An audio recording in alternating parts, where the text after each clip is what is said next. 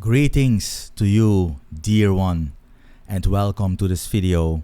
We will continue gladly with our journey with regard and associated around the glorious and powerful return of Jesus Christ from heaven and on the earth in his parousia, the first stages, what will happen. And you already have seen how many things will happen and how great and glorious it will be. It will be unbelievable at that time on earth compared to, let's say now, what we are used to our whole life. So let's continue, because now we are in a wonderful stage of the earth-wide regathering, and that means from all the nations of the world, his people, the Israelites, will be gathered from all the four corners of the earth to Jerusalem, or to Israel, let me put it like that. So we went already through this slide, and we will continue with this beautiful theme. You can understand why I think it's beautiful. I think you too as well, because after so long a time, so much trouble, so much chastisement, so many, after all those, I would say, thousands of years, and then finally the final true earthwide regathering. Let's enjoy ourselves and let's be glad with our fellow Israelites in that sense. Isaiah 11 verse 11 to 12. And it will come to be in that day, Yahweh shall again lift up his hand to be zealous for the remnant of his people, which shall remain from Assyria and from Egypt and from Pathros and from Cush, from Elam and from Shinar, from Hamath and from the coastlands of the sea. He will lift up a banner for the nations and gather the expelled of Israel. And he shall convene the scattered of Judah from the four wings of the earth. Wonderful. A wonderful event. Isaiah 27 verse 12 and 13. It will come to be in that day, Yahweh shall beat gleanings from the trail of the stream unto the wadi of Egypt. And you yourselves shall be gleaned one by one, sons of Israel. It will also come to be in that day, a great trumpet shall be blown, and those perishing in the land of Assyria will come, and the outcasts in the land of Egypt, and they will worship Yahweh in the holy mount in Jerusalem. Oh yes. Isaiah 43 verse 5 to 7. Do not fear, for I am with you. From the east I shall bring your seed, and from the west I shall convene you. I shall say to the north, give, and to the south, do not close off. Bring my sons from afar, and my daughters from the ends of the earth. Everyone who is being called by my name, and for my glory I created him. I formed him. Indeed, I made him. Chapter 49, verse 11 and 12. I will make all my mountains a way, and my highways, they shall be raised up. Behold, these from afar, they shall come. And behold, these from the north and from the sea, and these from the land of the Sinim. Isaiah 60, verse 4. Lift up your eyes round about, and see, they all are convened. They come to you. Your sons shall come from afar, and your daughters shall be faithfully carried upon the side. Beautiful. Jeremiah 3 verse 18. In those days, the Lord of the house, In those days, the house of Judah shall walk with the house of Israel. Beautiful. And they shall enter together from the land of the north to the land which I allotted to your fathers. This is beautiful. Jeremiah 16, verse 14 through 15. Therefore, behold, the days are coming, averring is Yahweh, when it shall not be said any longer, as Yahweh lives, who brought the sons of Israel up from the land of Egypt. No, but it will rather be, as Yahweh lives, who brought the sons of Israel up from the land of the north, and from all of the lands where he had driven them away. For I will restore them unto their ground, which I gave to their fathers. Oh yes. Jeremiah 31, verse 8 and 9. Behold, I shall bring them from the land of the north, and I will convene them from the remote parts of the earth. Among them the blind and the lame, the pregnant, and one in childbirth together, a great assembled force. They shall return here. Look at this one. They shall come with weeping, with lamentation. See that before you. Yet I shall escort them with consolations. I shall conduct them to wadis of water by a straight way, in which they shall not stumble. For I am a father to Israel, and Ephraim, he is my firstborn. Wow. This is beautiful. This is what awaits them. His purpose is always fantastic. And this is even a relative purpose, because Israel hasn't seen nothing yet, as we know, as the body of Christ. But this is beautiful already. If you try to place yourself in their shoes, wow, this is beautiful. Zechariah 10, verse 6 to 8. And I will give mastery to the house of Judah, and the house of Joseph shall I save. And I will make them dwell securely, this time for real. For I have compassion on them. And they will come to be as if I had not cast them off. For I am Yahweh their Elohim, and I shall respond to them. I shall hiss for them and convene them, for I ransom them. And they will be many, just as they were many. Do you see it before you? What will happen on the whole earth? It will be one glorious event, and an event of consolation. Wow. We continue with Zechariah 10, verse 9 and 10. And I shall sow them among the peoples, yet in the far places they shall remember me. And they will revive with their sons and return. I will restore them from the land of Egypt, and from Assyria I shall convene them. And to the land of Gilead and Lebanon I shall bring them. Yet not enough room shall be found for them. We already talked about this, so I'm not gonna expound on that further. Just a little reminder. This, I believe that this is talking especially about the current surface of Israel. But of course, the borders will be greatly expanded, and there will be enough room found for them, of course. All right. Let's go to the next theme, the marriage supper, because that will be the case, right? The marriage supper of the Lambkin. Then, after Jesus made a glorious entry in Jerusalem and has been crowned King of Kings, the great wedding feast will commence. Isaiah 25, verse 6 and 7. Yahweh of hosts will make for all the peoples on this mountain a feast of rich foods, a feast of lees, rich foods of marrow, wine of filtered lees.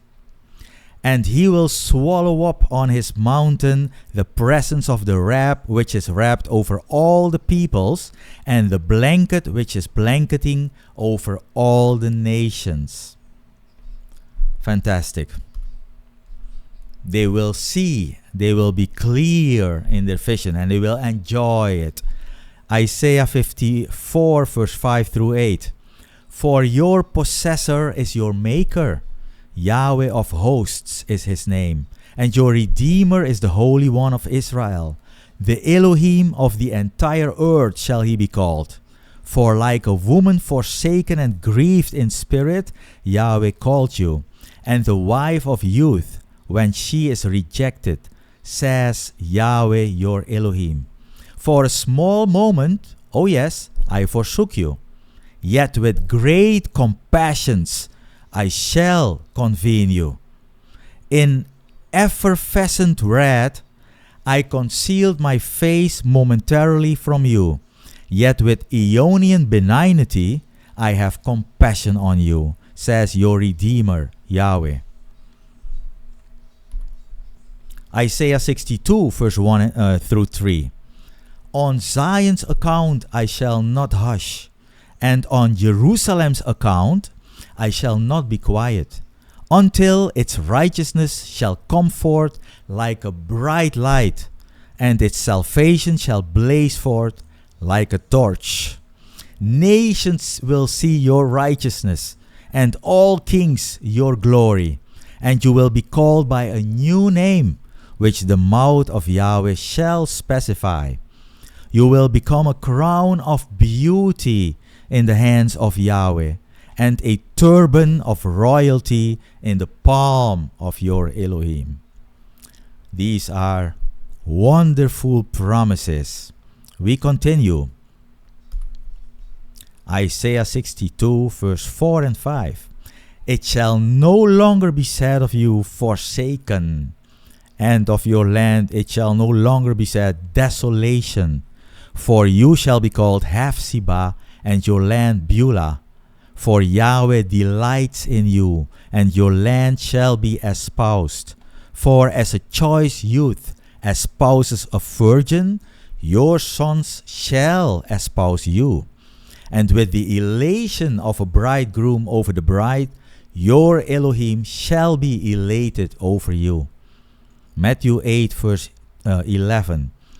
Now I am saying to you that many from the east and the west shall be arriving and reclining with Abraham and Isaac and Jacob in the kingdom of the heavens. And I think he said that in front of the Pharisees and Sadducees. Of course. Then it has extra effect. Let me put it like that. All right. Let's take a look in Revelation 19, because that's also a mention of the marriage supper, right? Verse 7 through 9. We may be rejoicing and exulting, and will be giving glory to him. For the wedding of the Lambkin came, and its bride makes herself ready. And to her it was granted that she may be clothed in clean, resplendent cambric. For the cambric is the just awards of the saints for righteousness. And he is saying to me, write, happy are those invited to the wedding dinner of the Lambkin. And he is saying to me, these are the true sayings of God. In such a stunning description, Jesus actually told his disciples that at the wedding feast, he will personally serve those who eagerly and faithfully awaited his return. Remember, I already mentioned this passage earlier in this study. Let's take a look. Luke 12, verse 35 through 37. Let your loins be girded about, and lamps be burning. And you be like men anticipating their own Lord, when he should break loose from the wedding festivities, that at his coming and knocking they should immediately be opening to him. Happy are those slaves whom the Lord coming will be finding watching. Verily I am saying to you that he will be girding himself about and causing them to recline, and coming by will be serving them. Beautiful, beautiful. This will be such a great event as well. Can you imagine? And I believe personally that also we as the body of Christ will be present there, on the other side of the aisle in that sense, probably, and we don't even need to eat, but it will be great, and I think we will be there. Maybe it's wishful thinking, who knows, but I think we will be there. So, let's do another slide. The bridegroom, how about that? It's another theme of its own. The bridegroom rejoices. And that has to be mentioned as well, of course. Upon Jesus' arrival in Jerusalem, amidst the magnificent display of singing by the vast assembly entering the city, Jesus himself will join in singing and rejoicing over his people. This contemplation is truly delightful. Those whose names are inscribed in the Lamb's Book of Life will have the extraordinary privilege of audibly hearing Jesus sing with joy over his people. That's beautiful. That is fantastic. Let's take a look here. Isaiah 62 verse 2 to 5. Nations will see your righteousness, and all kings your glory. And you will be called by a new name which the mouth of Yahweh shall specify. You will be a crown of beauty, as we already read, in the hands of Yahweh, and a turban of royalty in the palm of your Elohim. It shall no longer be said of you, forsaken, and of your land it shall no longer be said, desolation. For you shall be called Hephzibah, and your land Beulah, for Yahweh delights in you, and your land shall be espoused. For as a choice youth espouses a virgin, your sons shall espouse you. And with the elation of a bridegroom over the bride, your Elohim shall be elated over you. Here you see that Yahweh delights in his people. Let me do one more slide. We continue with the same theme, that the bridegroom also rejoices. Obviously, Zephaniah 3 verse 17. Yahweh your Elohim is in your midst, the masterful one, he shall save. He shall be elated over you with rejoicing. He shall renew you in his love. He shall exalt over you with jubilant song. Isaiah 65 verse 18 through 19. But rather be elated and exalt in the futures of the future, which I shall be creating. For behold, me creating Jerusalem an exaltation, and her people an elation. I exalt in Jerusalem, and I am elated in my people, and the sound of lamentation shall not be heard in her any longer, or the sound of outcry. Beautiful. Yahweh will enjoy himself. He will rejoice. He will exalt. Jeremiah 32 verse 41. I will be elated over them to do good to them. And I will plant them in this land in truth with all my heart and with all my soul. So, this is a, let's say, preview of what will happen after the return. I'm not finished yet, of course, but we are now nearing the end of this extensive study. This is such a beautiful picture of everything, of sadness, of grieving, of lamentation, but of great joy, of singing, of parading, of marching, of eliminating enemies. This is such a rich view of what will happen after Jesus, or from his return onwards. Let me put it like that. So I would say, even as a member of the body of Christ, ponder on it and exalt in it. Be glad, for this will also happen, and even in a relative sense, this will be great on earth. You can imagine, I hope. Well, thank you very much for watching this video, and hope to see you in the next one. Bye bye.